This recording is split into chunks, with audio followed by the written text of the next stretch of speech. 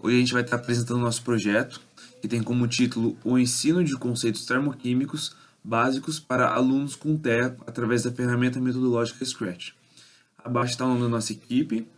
A gente tem a Bianca, que está aqui conosco, Bianca Estrela, eu, Ricardo Henrique, o Rian Christian, o nosso co-orientador Alexandro e a nossa professora orientadora Ana Paula. Bom, o que é o transtorno do espectro autista? O transtorno do espectro autista é um transtorno do neurodesenvolvimento que afeta o sistema nervoso. E é característico por diversas maneiras de se manifestar, seja socialmente, seja na maneira de aprendizado, seja na maneira que se comporta junto com a família, os amigos, ou nos ambientes educacionais. Então, o transtorno do espectro autista é um distúrbio, né, do neurodesenvolvimento que afeta a forma de pensar, afeta a forma de agir. Bem, o nosso projeto tem conteúdo adaptado e também o objetivo do projeto é ter inclusão e acessibilidade, pois só através da acessibilidade e inclusão que a gente pode avançar socialmente.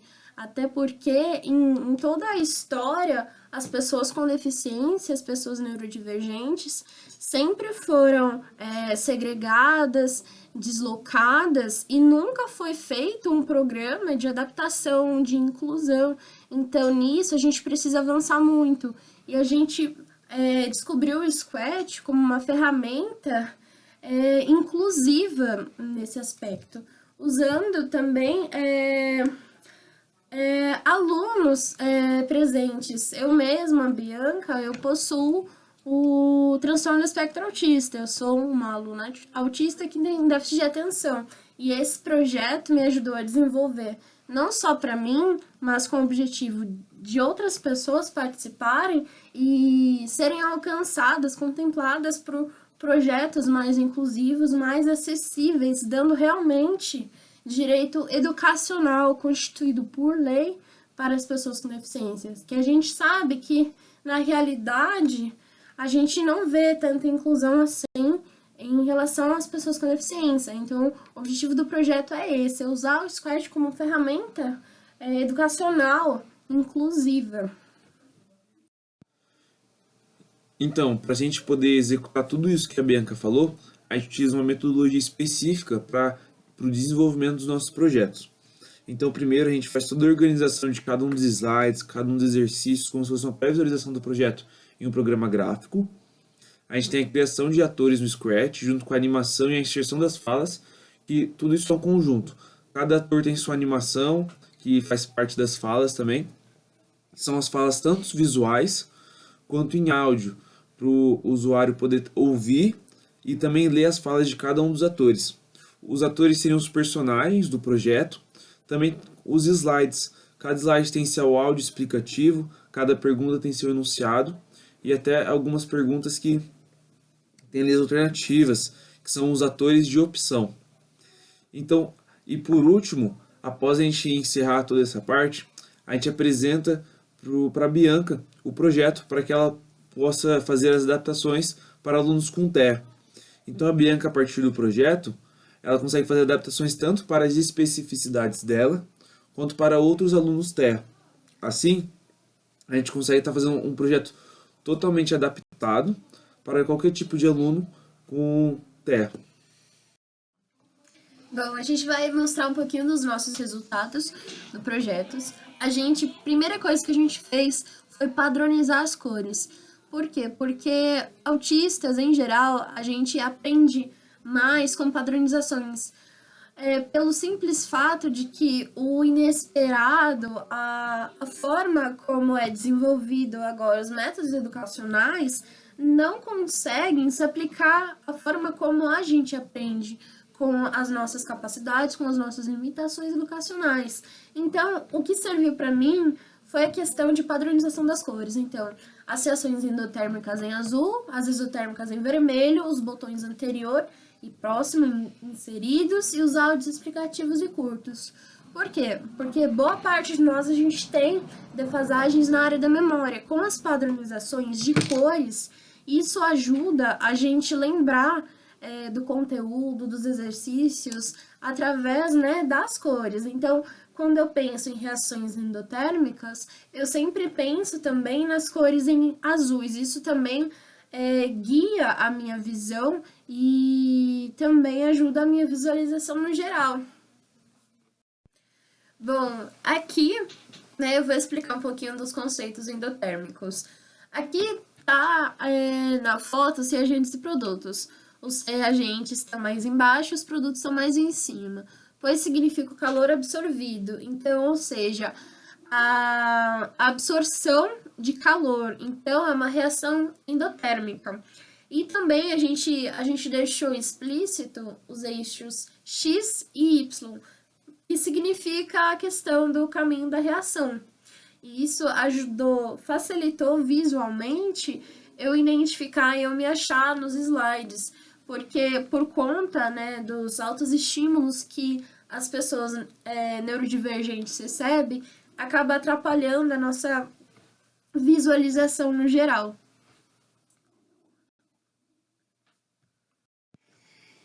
Nesse slide, eu vou falar sobre o caminho da reação exotérmica. Bom, os reagentes estão mais para baixo do lado direito, pois o calor está sendo liberado. Então, como a gente observa, a reação está na cor vermelha. Então, é uma reação exotérmica. E aqui também fala sobre o caminho da reação. Então, mostrando os eixos X e Y. Bom, aqui são os resultados que a gente obteve no projeto.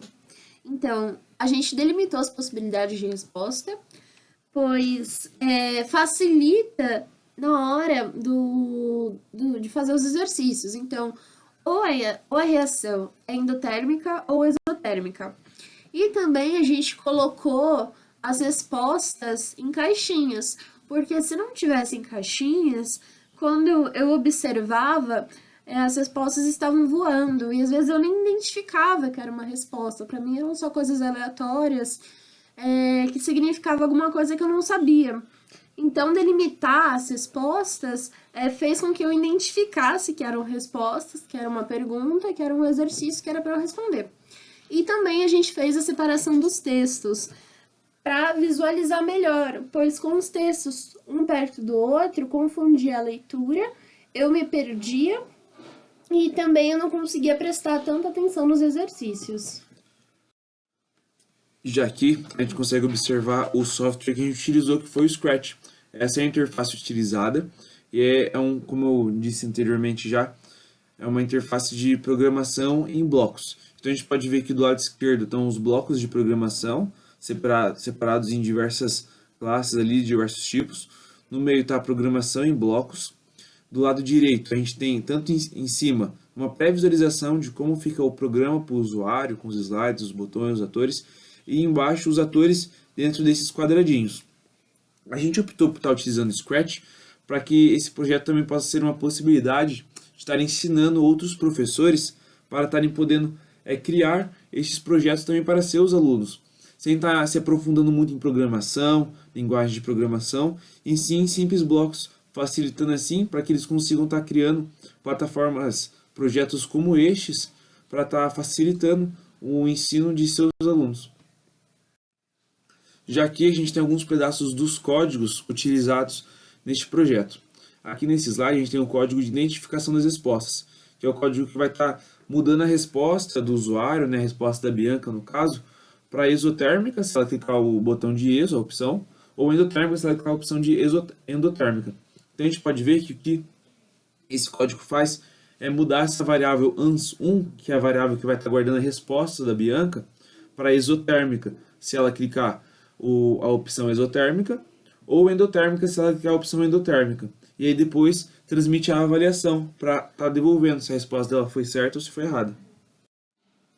Já aqui a gente tem o código do botão anterior, que é o botão que retrocede o slide, né? Ou seja, aqui a gente vê que cada slide tem uma numeração, e essa numeração é guardada na página atual, nessa variável página atual. Então se a Bianca está no slide 10, quando ela clica em anterior, ela vai para o slide 9. E a página atual faz esse controle. Então a gente pode ver que é adicionado -1 à página atual para reduzir a página.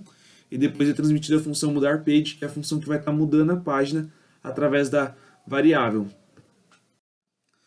No caso desse código aqui, é o código do botão próximo, que vai estar dando sequência ao projeto. E ele funciona igual ao botão anterior. A diferença é que ao invés dele retirar 1 da variável página atual, ele aumenta 1. Então, ou seja, se o usuário, se a Bianca estiver na página 10, vai à página 11. E além disso, no botão próximo, a gente tem uma trava. Ali vocês podem ver que está escrito se cast igual a 1. Cast é a variável que guarda 0 ou 1, sendo 0 indicando que o usuário não está numa questão. Então, assim, ele prossegue e continua o projeto. E 1 indicando que o usuário está numa questão. Então, se cast for igual a 1, ele vai transmitir o avaliar para descobrir se o usuário acertou ou não a questão e só assim dar sequência no projeto. Já aqui, a gente tem uma parte da codificação para a definição da resposta correta, que ele vai estar retornando se o usuário acertou ou não. Nesse caso aqui, é caso ele tenha acertado. Então, primeiro faz uma comparação da resposta do usuário, que é a variável ans1, com a variável resposta, que é onde está a resposta correta. Então, se ans1 for igual a resposta, primeiro ele muda a variável cast para 0, que quer dizer o quê? Que o usuário não está mais numa questão, e ele tem um retorno tanto visual, tanto de áudio, dizendo parabéns, você acertou. E depois disso, é identificado ali esses se cast for igual a 1, se cast for igual a 2, é identificado qual questão que o usuário acertou. E em cada uma das questões é dada uma sequência diferente. Então, a partir dessa identificação é dada a sequência específica da questão que o usuário acertou. Bom, a importância da adaptação das cores, ordem, temporalidade é, sobretudo, o respeito às individualidades e a forma de aprendizagem que as pessoas neurodivergentes têm. Então, a importância da adaptação é a inclusão, é a acessibilidade que ferramentas como o Scratch, usado de maneira adaptada, pode oferecer a esse público que desde sempre foi segregado e não houve políticas públicas de inclusão a essas pessoas. Então, essa é a maior importância desse projeto. Aqui estão as referências utilizadas nessa apresentação. Os agradecimentos à Coordenadoria de Extensão pelo fomento das bolsas e também ao Projeto WASH e ao professor Sérgio Eduardo pela tradução do Abstract. E aqui são os contatos de cada um dos membros do projeto.